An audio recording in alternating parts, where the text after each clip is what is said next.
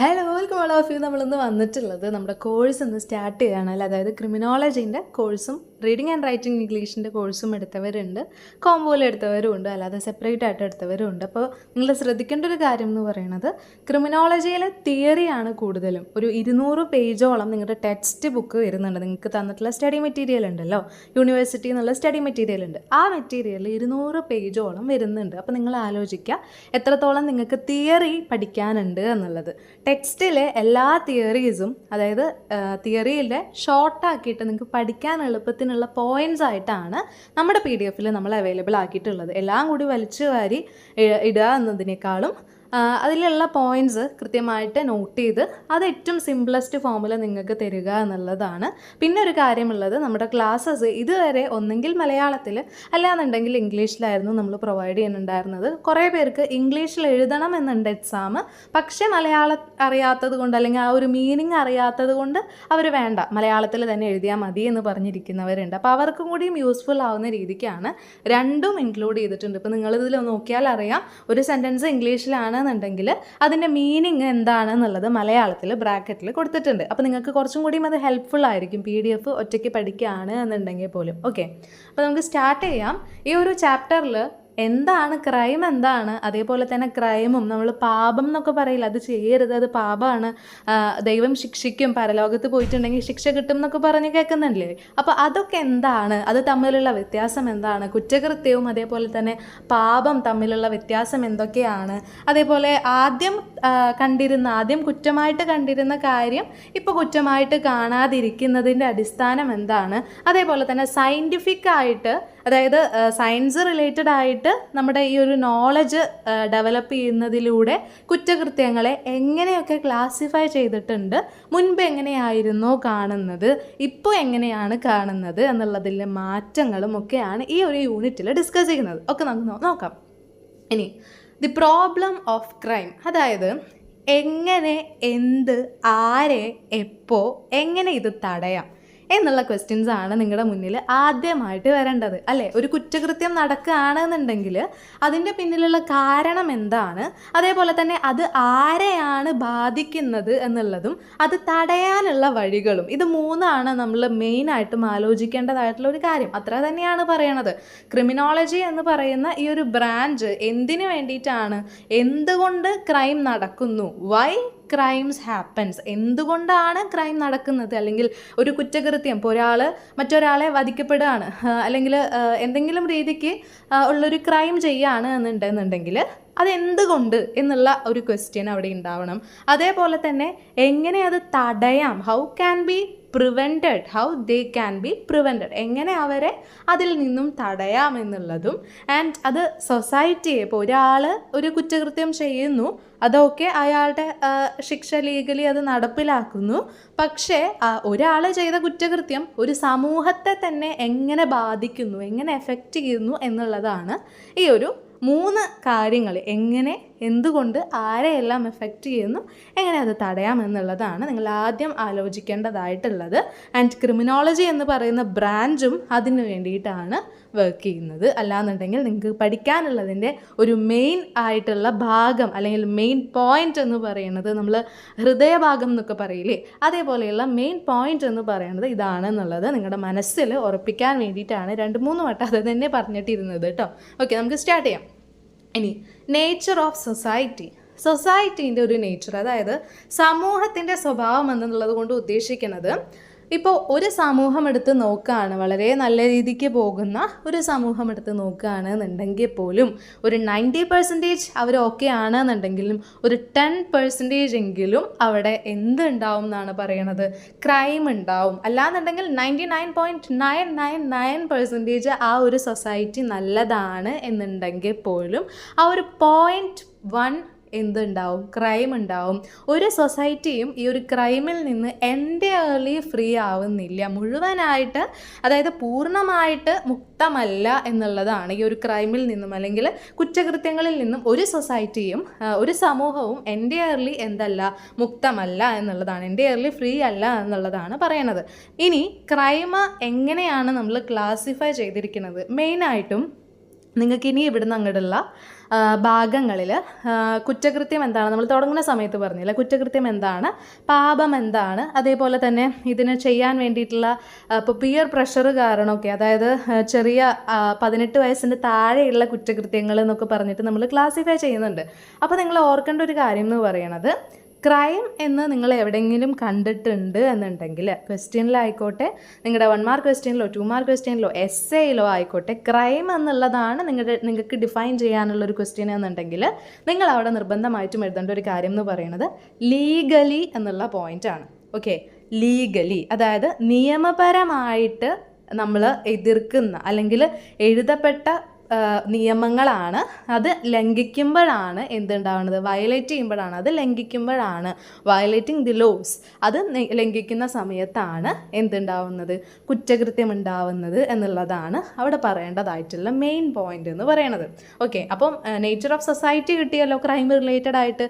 ഒരു സൊസൈറ്റിയും entirely free അല്ല, ക്രൈമിൽ നിന്ന് എൻറ്റയർലി ഫ്രീ അല്ല എന്നുള്ളത് ആലോചിക്കുക. ഓക്കെ, ഇനി ഈ ക്രൈം എന്താണ്, അതേപോലെ തന്നെ ഡീവിയൻസ് എന്താണ്, ഡെലിക്വൻസി എന്താണ്, ഈ 3 വേർഡ്സും ചിലപ്പോൾ 2 മാർക്സ് ആയിട്ട് സെപ്പറേറ്റ് ആയിട്ട് എന്താണ് എന്ന് ഡിഫൈൻ ചെയ്യാൻ വേണ്ടിയിട്ട് ഡിഫൈൻ ക്രൈം എന്നുള്ളതോ അല്ലെങ്കിൽ ഡിഫൈൻ ഡീവിയൻസ് എന്നുള്ളതോ അല്ലെങ്കിൽ ഡിഫൈൻ ഡെലിക്വൻസി എന്നുള്ളതോ ചോദിക്കാനുള്ള ചാൻസ് ഉണ്ട് സെപ്പറേറ്റ് ആയിട്ട്.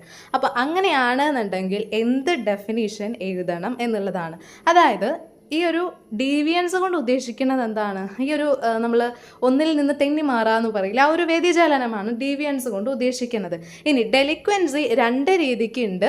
ജുവനിൽ ഡെലിക്വൻസി ഉണ്ട്, അത് നമ്മൾ കുറച്ച് കഴിഞ്ഞിട്ട് പഠിക്കും കേട്ടോ.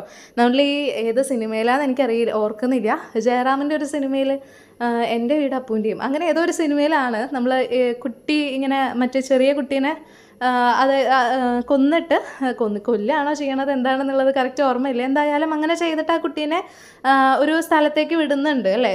ചെറിയ കുട്ടി ആയതുകൊണ്ട് 18 വയസ്സിൻ്റെ താഴെയുള്ള കേസസ് ആയതുകൊണ്ട് അതൊരു പ്രത്യേക രീതിക്കാണ് അത് പരിഗണിക്കുന്നത്. അവർക്ക് പ്രത്യേക ജയിലും കാര്യങ്ങളൊക്കെയാണ് ഉള്ളത് എന്നുള്ളത് ആ സിനിമയിൽ നമ്മൾ കണ്ടിട്ടുള്ള ചെറിയൊരു ഓർമ്മയുണ്ട്. എന്താണ് സംഭവം എന്നുള്ളത് കൃത്യമായിട്ട് ഓർക്കണില്ല എന്നാൽ പോലും. അപ്പം അതൊക്കെ എന്താണ്, ഈ ഒരു ജുവനിൽ ഡെലിക്വൻസി, അതായത് ഈ ഒരു ബാലകുറ്റകൃത്യം എന്ന് പറയില്ലേ നമ്മൾ, അതാണ് റിലേറ്റ് ചെയ്യുന്നത് അല്ലെങ്കിൽ അതാണ് കാണിക്കുന്നത് എന്നുള്ളത് ഒന്ന് ഓർത്ത് വയ്ക്കുക. നിങ്ങൾക്ക് ഇങ്ങനെ റിലേറ്റ് ചെയ്യാൻ പറ്റുന്ന കാര്യങ്ങളൊക്കെ നിങ്ങളൊരു പഠിക്കുന്ന സമയത്ത് എന്ത് പഠിക്കുകയാണെങ്കിലും ഇങ്ങനെ നിങ്ങൾക്ക് റിലേറ്റ് ചെയ്യാൻ പറ്റുന്ന, നിങ്ങളുടേതായിട്ടുള്ള റിലേറ്റ് ചെയ്യാൻ പറ്റുന്ന ചില കാര്യങ്ങൾ ഓർത്ത് വെക്കുകയാണെന്നുണ്ടെങ്കിൽ നിങ്ങൾക്കത് മെമ്മറിയിൽ ഇരിക്കും. ഓക്കെ, കുറേ പേർക്ക് മെമ്മറിയിൽ കാര്യങ്ങൾ കിട്ടുന്നില്ല, മനസ്സിലാകുന്നുണ്ട് പക്ഷേ മെമ്മറിയിൽ നിൽക്കുന്നില്ല എന്ന് പറഞ്ഞു വരുന്നവർക്കുണ്ട്. അപ്പോൾ അവർക്ക് വേണ്ടിയിട്ടുള്ള ഒരു ടിപ്പാണിത്.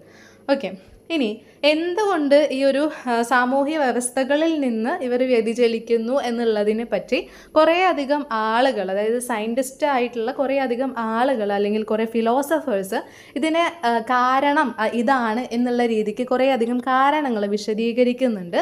താഴെയായിട്ട് നമുക്ക് നോക്കാം. ഓക്കെ, ചരിത്രപരവും സിദ്ധാന്തപരവുമായ പശ്ചാത്തലങ്ങൾ പരിശോധിക്കുകയും ചെയ്യുന്നു. അതായത് തിയററ്റിക്കൽ ആയിട്ടുള്ളതും അതേപോലെ തന്നെ ഹിസ്റ്റോറിക്കൽ ആയിട്ടുള്ളതുമായിട്ടുള്ള എന്ത് കാര്യങ്ങളാണ്, എന്ത് ബാക്ക്ഗ്രൗണ്ടാണ് ഇവർക്കുള്ളത് ഇങ്ങനെ കുറ്റകൃത്യം ചെയ്യാൻ മാത്രമായിട്ട്, അല്ലെങ്കിൽ ഈ ഒരു സമൂഹത്തിൽ നിന്നും തെന്നിമാറുക, അതായത് നിയമം എന്നുള്ളതിൽ നിന്നും ലംഘിക്കുക എന്നുള്ളതിന് എന്ത് ബാക്ക്ഗ്രൗണ്ടാണ് ഇവർക്കുള്ളത്, ഹിസ്റ്റോറിക്കലായിട്ടും തിയററ്റിക്കലായിട്ടുമുള്ള എന്ത് കാരണങ്ങൾ കൊണ്ടാണ് ഇവർ ചെയ്യുന്നത് എന്നുള്ള രീതിക്കൊക്കെയാണ് കുറേയധികം ഫിലോസഫേഴ്സ് ഈ ക്രിമിനോളജി അല്ലെങ്കിൽ ക്രൈമിനെ ഡിഫൈൻ ചെയ്തിട്ടുള്ളത് എന്നുള്ളത് ആലോചിക്കുക. ഓക്കെ, ഇനി 2 മാർക്സിന് നിങ്ങളോട് ക്രൈം എന്താണ്, ഓക്കെ, ക്രിമിനോളജി മൊത്തമായിട്ട് പഠിച്ചിട്ട് ലാസ്റ്റ് ക്രൈം എന്താണെന്നുള്ളൊരു ക്വസ്റ്റ്യൻ വരുമ്പോൾ അവിടെ ബ്ലാങ്ക് ആയി പോകാൻ പാടില്ല. അതിനാണ് എന്ത് കൊടുത്തിരിക്കുന്നത്, ഈ ഒരു ഡെഫിനിഷൻ കൊടുത്തിട്ടുള്ളത്. എന്താണ് ഈ ഒരു ഫിനോമിനയാണ്, അതായത് ഒരു പ്രതിഭാസമാണ് നമ്മൾ ഈ ഒരു ക്രൈം എന്ന് പറയുന്നത്. കോൺസ്റ്റൻ്റ് ആയിട്ടുള്ള പക്ഷേ സൊസൈറ്റിയിൽ നിന്നും വാരി ചെയ്യണം, സൊസൈറ്റിയിൽ നിർദ്ദേശിച്ചിട്ടുള്ള കുറേയധികം നിയമങ്ങളുണ്ട് അല്ലെങ്കിൽ എഴുതപ്പെട്ടിട്ടുള്ള കുറേയധികം നിയമങ്ങളുണ്ട്. അതെല്ലാം ലംഘിച്ചുകൊണ്ട് നിയമപരമായിട്ട് ലീഗലി ഉള്ള ഒരാളുടെ ആക്ഷനാണ് അതേഴ്സിന്, അതായത് ബാക്കിയുള്ളവർക്ക് ദോഷം വരുത്തുന്ന രീതിക്കുള്ള അല്ലെങ്കിൽ ബാക്കിയുള്ളവരെ ഹാംഫുൾ ആക്കുന്ന രീതിക്കുള്ള ഒരാളുടെ പ്രവൃത്തിയെയാണ് നമ്മൾ എന്ത് പറയണത്, ക്രൈം എന്ന് പറയണത്. അപ്പോൾ ഒന്നുകൂടിയും ഒന്ന് ആലോചിക്കുക. നിങ്ങളുടേതായിട്ടുള്ള രീതിക്ക് നിങ്ങൾ ഷോർട്ട് നോട്ട് എഴുതുന്നുണ്ടെന്ന് വിചാരിക്കുന്ന ഷോർട്ട് നോട്ട് എന്തായാലും നിങ്ങളുടെ കയ്യിൽ വേണം. ഒരു ബുക്കോ എന്തെങ്കിലും ഒരു പേജോ എന്തെങ്കിലും നിങ്ങളുടെ കയ്യിൽ വേണം. ഒരു പെന്നും വേണം, നിർബന്ധമായിട്ടും വേണം. PDF നോക്കി PDF എൻ്റെ കയ്യിലുണ്ടെന്ന് പറഞ്ഞിരിക്കരുത്. ഇനിയിപ്പോൾ PDF പ്രിൻ്റ് എടുത്തവരാണെന്നുണ്ടെങ്കിൽ ആ പ്രിൻ്റ് എടുത്ത PDF-ൻ്റെ മേലെ നിങ്ങൾ എഴുതി വെച്ചോളൂ, നിങ്ങളുടെ PDF ആണ്, നിങ്ങൾ പ്രിൻ്റ് എടുത്തതാണ്, ആരും വന്ന് ഇതിൽ എന്താ എഴുതിയിരിക്കണമെന്നൊന്നും ചോദിക്കാൻ പോണില്ല. അപ്പോൾ നിങ്ങൾ എന്ത് ചെയ്യുക, നിങ്ങൾക്ക് പഠിക്കാൻ വേണ്ടിയിട്ടാണ്, നിങ്ങളുടെ PDF ആണ്, നിങ്ങൾ പ്രിൻ്റ് എടുത്തതാണ്. അപ്പോൾ നിങ്ങളുടെ മനസ്സിലായിട്ടുള്ള പോയിൻറ്റ്സ് അതിൻ്റെ മേലെയോ താഴെയോ എവിടെയാണെന്ന് വെച്ചാൽ എഴുതി വെച്ചേക്കുക കേട്ടോ. ഇനി എപ്പോഴും നിലനിൽക്കുന്നതും എന്നാൽ മാറ്റങ്ങൾക്ക് വിധേയവുമായ ഒരു സാമൂഹിക പ്രതിഭാസമാണ് കുറ്റകൃത്യം. മാറ്റങ്ങൾക്ക് വിധേയമാകാമെന്നുകൊണ്ട് ഉദ്ദേശിക്കുന്നതേ, അതായത് ഇപ്പോൾ ഫോർ എക്സാമ്പിൾ പറയുകയാണെന്നുണ്ടെങ്കിൽ നമ്മളെ ഈ വിച്ച് ക്രാഫ്റ്റ്, അതായത് മന്ത്രവാദം അതേപോലെ തന്നെ മാജിക് റിലേറ്റഡ് ആയിട്ടുള്ള കാര്യങ്ങളൊക്കെ പണ്ട് കാലത്ത് കുറ്റകൃത്യമായിട്ടാണ് കണ്ടുകൊണ്ടിരുന്നത്. പക്ഷേ ഇന്ന് അതൊരു ആർട്ടാണ് അല്ലേ, കുറ്റകൃത്യമായിട്ടല്ല അതിനെ കാണുന്നത്. ഭയങ്കര ഹൈ ലെവലിലുള്ളതല്ല പറയുന്നത്, ഒരു ആർട്ടായിട്ട് കാണുകയാണെന്നുണ്ടെങ്കിൽ അതൊരു പ്രൊഫഷനായിട്ട് കാണുന്ന ആൾക്കാരുണ്ട്. അപ്പം അതൊന്നും ഇന്നത്തെ കാലത്ത് എന്തല്ല, ക്രൈമല്ല, കുറ്റകൃത്യമല്ല. പക്ഷെ മുന്നേ അത് ഭയങ്കര വലിയ കുറ്റകൃത്യമായിട്ടാണ് കണ്ടുകൊണ്ടിരുന്നത്. അപ്പോൾ കാലത്തിനനുസരിച്ചിട്ട് ഈ ക്രൈം എന്നുള്ള അല്ലെങ്കിൽ കുറ്റകൃത്യം എന്നുള്ളതിൻ്റെ ഡെഫിനിഷനും മാറുന്നുണ്ട് എന്നുള്ള കാര്യം പ്രത്യേകം ഓർക്കുക കേട്ടോ. ഇനി ഡിഫിക്കൽട്ടി ഓഫ് ഡെഫിനിഷൻ, അതായത് ഈ കുറ്റകൃത്യം ക്രൈം എന്നുള്ളതിൻ്റെ ഡെഫിനിഷൻ ജനറൽ ആയിട്ടുള്ളൊരു ഡെഫിനിഷൻ നമ്മളിപ്പോൾ പഠിച്ചു അല്ലേ.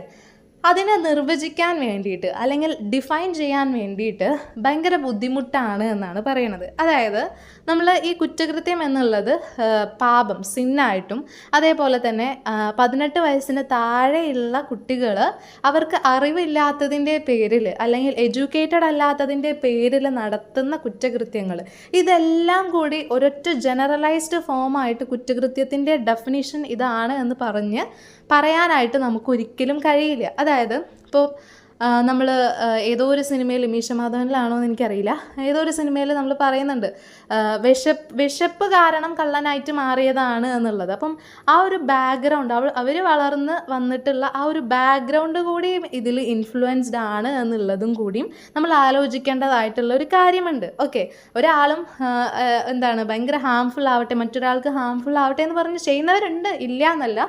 പക്ഷേ മേജർ കുറ്റകൃത്യങ്ങളും ഇങ്ങനെയുള്ള ഒരു തരത്തിലാണ്. അപ്പോൾ ക്ലാസിഫൈ ചെയ്യാൻ വേണ്ടിയിട്ട് ഭയങ്കര ബുദ്ധിമുട്ടാണ്. അല്ലെങ്കിൽ ക്രൈം എന്നുള്ളത്, കുറ്റകൃത്യം എന്നുള്ളത് നിർവചിക്കാനായിട്ട്, ഡിഫൈൻ ചെയ്യാനായിട്ട് ഭയങ്കര ബുദ്ധിമുട്ടാണ് എന്നുള്ള രീതിക്കാണ് പറയണത്. ഓക്കെ, നോക്കിയാൽ അവിടെ കോംപ്ലക്സ് ആണ്. എന്തുകൊണ്ട് കോംപ്ലക്സ് ആവണോ? Different norms and tradition legally crime is any act or omission forbidden by law for which punishment is given. അതായത് നിയമപരമായിട്ട് ശിക്ഷ ലഭിക്കാവുന്ന ഒരു പ്രവൃത്തിയാണ് എന്നുണ്ടെങ്കിൽ അതിനെന്ത് പറയും നമ്മൾ? കുറ്റകൃത്യമായിട്ടാണ് പറയുക. പക്ഷേ ഈ ഒരു ക്രൈം, കുറ്റകൃത്യത്തെ നിർവചിക്കുക എന്നുള്ളത് ഭയങ്കര കോംപ്ലക്സ് ആയിട്ടുള്ള, സങ്കീർണമായിട്ടുള്ളൊരു കാര്യമായിട്ടാണ് കണക്കാക്കുന്നത്. ഓക്കെ, ഇനി ഓരോരുത്തരുടെയും, അതായത് ഓരോ ആളുകൾ കുറ്റകൃത്യത്തെ, ക്രൈമിനെ എങ്ങനെയാണ് ഡിഫൈൻ ചെയ്തത് എന്നുള്ളതാണ് പറയണത്. ഈ സ്റ്റേറ്റ്മെൻറ്റ്സ്, അതായത് ഓരോ ആൾക്കാരുടെ പേരെഴുതുക, അവർ പറഞ്ഞിട്ടുള്ള കാര്യം എന്താണ്, അല്ലെങ്കിൽ അവർ ക്രൈം റിലേറ്റഡ് ആയിട്ട് കുറ്റകൃത്യത്തെ പറഞ്ഞിട്ടുള്ള അല്ലെങ്കിൽ കുറ്റകൃത്യത്തെ ഡിഫൈൻ ചെയ്തിട്ടുള്ളത് എങ്ങനെയാണ് എന്നുള്ളതും നിങ്ങളുടെ ഷോർട്ട് നോട്ടിൽ നിങ്ങളിപ്പോൾ എഴുതണം. ആദ്യം എന്ത് ചെയ്യാം, പോൾ എന്താണ് പറഞ്ഞിട്ടുള്ളത്, എന്താണ് അത് അദ്ദേഹം ക്രൈമിനെ ഡിഫൈൻ ചെയ്തിട്ടുള്ളത് ഒരു ഇൻറ്റൻഷണൽ വയലേഷൻ ആയിട്ടാണ്. അതായത് മനഃപൂർവ്വം ഒരു നിയമം ലംഘിക്കുക എന്നുള്ളതായിട്ടാണ് ഈ പോൾ എന്നുള്ള ആള് ഡിഫൈൻ ചെയ്തിട്ടുള്ളത്, ക്രൈമിനെ ഡിഫൈൻ ചെയ്തിട്ടുള്ളത് എന്നുള്ള കാര്യം ആലോചിക്കുക. അതേപോലെ തന്നെ അങ്ങനെ മനഃപൂർവ്വം ചെയ്യുന്ന സമയത്ത് അതിനെ ന്യായീകരിക്കാനോ അല്ലെങ്കിൽ പ്രതിരോധങ്ങളോ ഒന്നും തന്നെ നടത്തേണ്ട ആവശ്യമില്ല. മനഃപൂർവ്വം ഒരാൾ ഒരു നിയമം ലംഘിക്കുന്ന സമയത്ത് അതിനെ ന്യായീകരിക്കാനായിട്ട് യാതൊരു വോയിസും അവരുടെ ഇല്ല. അപ്പം അതാണ് അദ്ദേഹം പറയുന്നത്, കുറ്റകൃത്യം എന്ന് പറയുന്നത് മനഃപൂർവ്വമുള്ള ഒരു നിയമത്തിൻ്റെ ലംഘനമാണ് എന്നുള്ളതാണ്. ഓക്കെ, ഇൻറ്റൻഷനൽ ആയിട്ടുള്ള വയലേഷനാണ്. അതുകൊണ്ട് തന്നെ അതിനൊരു ന്യായീകരണവും ഇല്ല, ഒരു ജസ്റ്റിഫിക്കേഷനും ഇല്ല എന്നുള്ള കാര്യം കൂടിയും ഓർമ്മിപ്പിക്കുകയാണ് അദ്ദേഹം. അതേപോലെ തന്നെ ഈ ഒരു ഭരണകൂടത്തിന് ഈ ആരാണോ തെറ്റ് ചെയ്തിട്ടുള്ളത് അവരെ പൂർണ്ണമായിട്ടും ശിക്ഷിക്കാനുള്ള അധികാരമുണ്ട് എന്നുള്ള രീതിക്കാണ് പോൾ എന്നുള്ള ആൾ ക്രൈമിനെ ഡിഫൈൻ ചെയ്തിട്ടുള്ളത്. ചിലപ്പോൾ നിങ്ങളൊരു 2 മാർക്സിന് സെപ്പറേറ്റ് ആയിട്ട് എടുത്ത് ചോദിക്കാനും ചാൻസ് ഉണ്ട്. ഓക്കെ, ഇനി സോഷ്യോളജിക്കൽ വേഴ്സസ് ലീഗൽ വ്യൂസ്. അതായത് ബ്ലാക്ക് സ്റ്റോൺ എന്ന് പറയുന്ന ആൾ ഡിഫൈൻ ചെയ്തിരിക്കുന്നത് എങ്ങനെയാണ്? Violation of public law. അതായത് ഇപ്പോൾ നമ്മുടെ സമൂഹത്തിൽ ഭരണകൂടത്തിൽ എഴുതപ്പെട്ടിട്ടുള്ള നിയമങ്ങളല്ലാതെ, അല്ലെങ്കിൽ ഒരു എഴുതപ്പെട്ട നിയമമല്ലാതെ സമൂഹത്തിൽ നമ്മൾ പാലിക്കേണ്ടതായിട്ടുള്ള കുറച്ച് മര്യാദകളുണ്ട്, കുറച്ച് നിയമങ്ങളുണ്ട്, എഴുതപ്പെടാത്ത നിയമങ്ങളുണ്ട്. അപ്പോൾ അതെല്ലാം വയലേറ്റ് ചെയ്യുക, അതെല്ലാം ലംഘിക്കുകയാണ് എന്നുണ്ടെങ്കിൽ അതിനെയും എന്ത് വിളിക്കാം? ക്രൈം അല്ലെങ്കിൽ കുറ്റം എന്ന്, അല്ലെങ്കിൽ ഈ ഒരു കുറ്റകൃത്യം എന്ന് വിളിക്കാമെന്നാണ് ബ്ലാക്ക് സ്റ്റോൺ പറയുന്നത്. സോഷ്യോളജിക്കൽ വേഴ്സസ് ലീഗൽ വ്യൂസ് എന്നുകൊണ്ട് ഉദ്ദേശിക്കുന്നത് സൊസൈറ്റിയിൽ നമ്മൾ പാലിക്കേണ്ടതായിട്ടുള്ള മര്യാദകൾ ലംഘിക്കുമ്പോൾ ഉണ്ടാവണ ആ ഒരു കുറ്റകൃത്യം അങ്ങനെ ഡിഫൈൻ ചെയ്യണതും, അതല്ലാതെ എഴുതപ്പെട്ടിട്ടുള്ള കുറേയധികം നിയമങ്ങളുണ്ട്, അത് ലംഘിക്കുന്ന സമയത്ത് നമ്മൾ അതിനെ കുറ്റകൃത്യമായിട്ട് ഡിഫൈൻ ചെയ്യുന്നതും, ഇത് രണ്ടും തമ്മിലുള്ള താരതമ്യമാണ്, ഒരു കമ്പാരിസൺ ആണ് അവിടെ കൊടുത്തിട്ടുള്ളത് കേട്ടോ. ഇനി Garofalo views it an act offending pity and probity. അതായത് സത്യസന്ധത, അതുപോലെ തന്നെ കരുണ, ഇതെല്ലാം നശിപ്പിക്കുന്ന രീതിക്ക്, അല്ലെങ്കിൽ ഇതിനൊരു വാല്യൂ പോലും കൊടുക്കാത്ത രീതിക്കുള്ള പ്രവർത്തികളെയാണ് ക്രൈം എന്നുള്ളത് കൊണ്ട്, അല്ലെങ്കിൽ കുറ്റകൃത്യം എന്നതുകൊണ്ട് ഉദ്ദേശിക്കുന്നത് എന്നാണ് അദ്ദേഹം കുറ്റകൃത്യത്തെ ഡിഫൈൻ ചെയ്തിട്ടുള്ളത്. അദ്ദേഹം കുറ്റകൃത്യത്തെ നിർവചിച്ചിട്ടുള്ളത് എന്നുള്ള കാര്യം ആലോചിക്കുക. ഇനി Sutherland calls it as a symptom of social disorganisation.